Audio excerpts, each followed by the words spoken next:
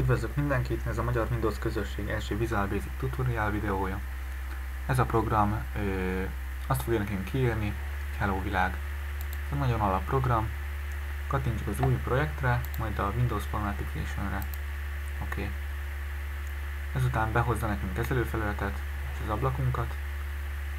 Form 1-et ad alapértelmezett névnek ablakunknak, ezt nevezzük át.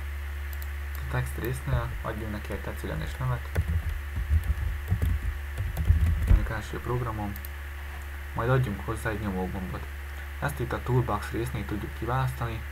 Kattintsunk kétszer a buttonra, nyomógombunkat helyezzük igényeinek megfelelően ide középre, és nevezzük át szintén. Kattints rá.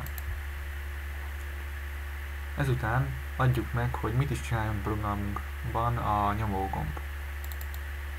Kattintsunk rá kétszer, megjelenő résznél írjuk be azt, hogy message box.show zárójeleken belül és macskakörmökön belül írjuk be azt, amit ki szeretnénk iratni majd.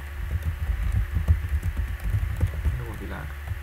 Majd veszi után szintén macskakörmökön belül adjuk meg a felugró ablakunknak a nevét.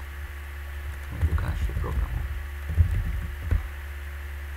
Ezzel kész is a program. Start debugging, kattintsunk rá, meg is jelenik, első programom, kattints rám, és ki is ír az, hogy hello világ.